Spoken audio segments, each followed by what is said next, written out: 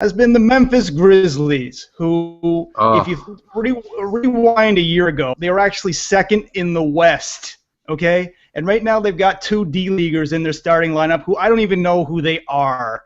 Basically, their entire core is injured out long term. Phil, what do you think of the Grizz and their basic JV team right now? I think it's more than that. I think what's interesting about this, like, you're seeing guys like Matt Barnes, you're seeing guys like Lance Stephenson, who like I kind of called, is doing a little better than we thought. But I think the weird part about this team is it kind of scares me that they're not afraid to be really rough and tough. Like, I think they just like how it feels to me is like those picked on people who've just been put into a corner, and they're just like, well, we don't have the stars to win, so let's just go hurt. Like it kind of feels like the Patrick Beverley team.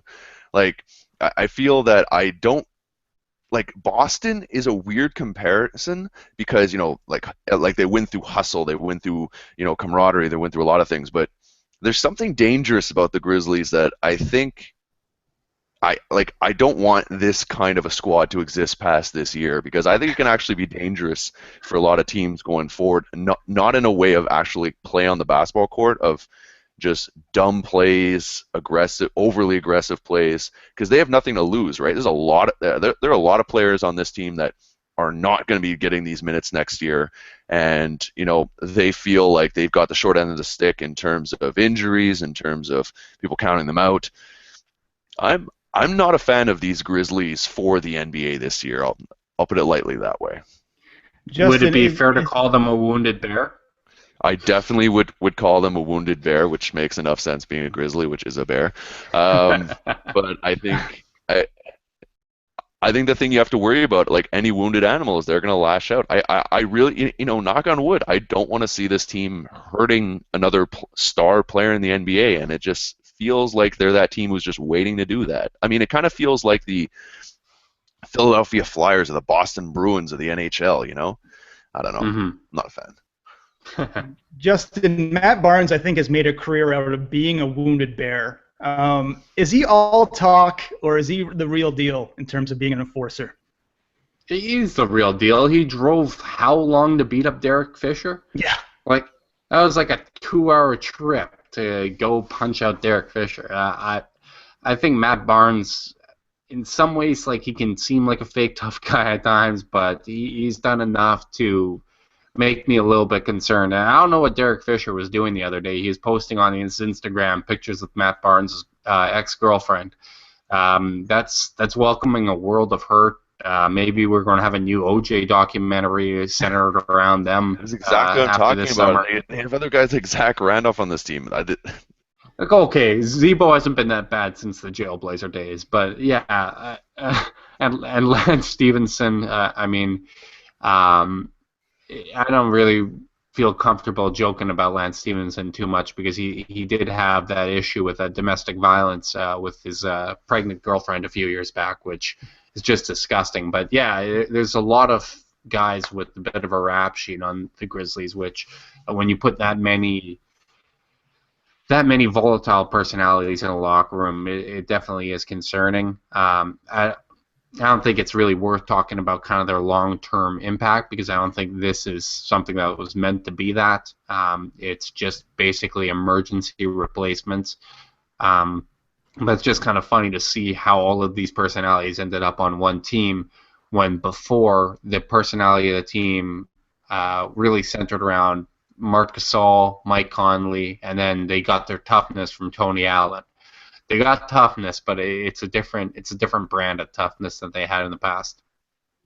Phil, going back to Lance Stephenson, you know, he basically disappeared for the last 2 years after an emerging year with the Pacers. I think having Larry Bird around to mentor him really was an important piece of him as an identity, as a basketball player.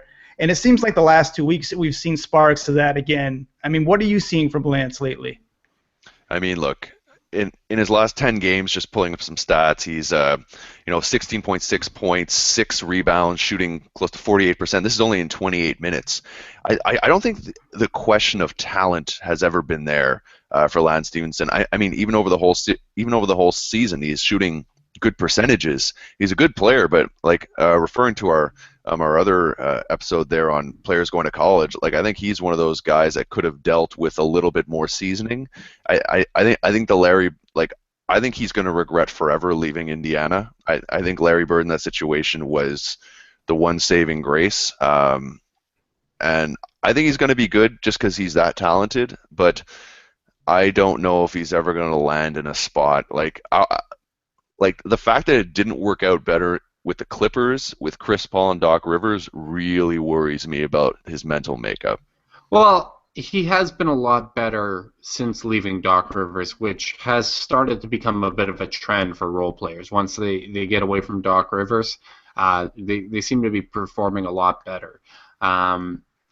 I think Charlotte was a bad situation. He had a lot of injuries, so that's a tough one to get a read on.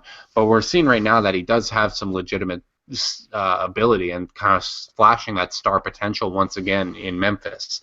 I think Doc, his coaching isn't looking too great these days. I think he has regressed there.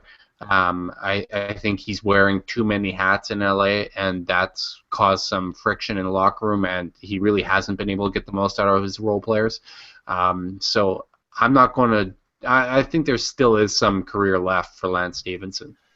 Well, he's only 25. Yeah, and I have right?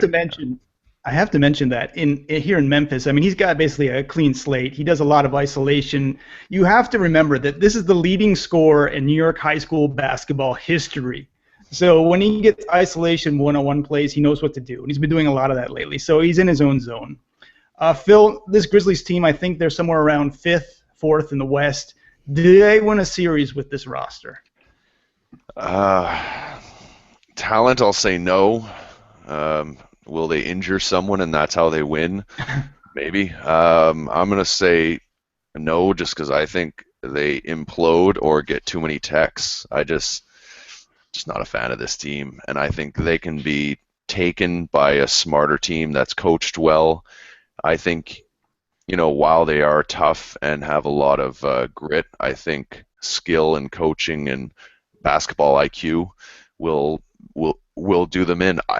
I think what's kind of happening is they're taking advantage, kind of like Boston is in the East. Like, as good as their records are showing, their talent is not where their records are, and I think.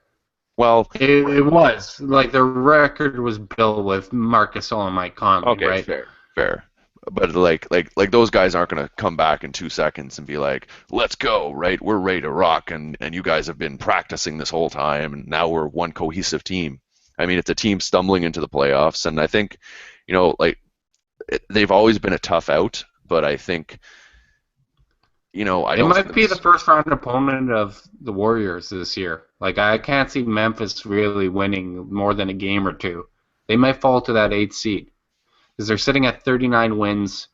They probably just have to win about one more game to really make the playoffs in the West.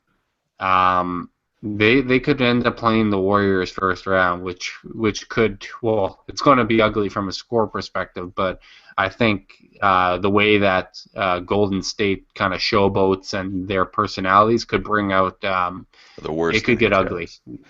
Yeah, it could really bring out the worst there. I'm worried for Steph Curry. That's all I'm going to say. The Wounded Bear, the Memphis Grizzlies, to be continued.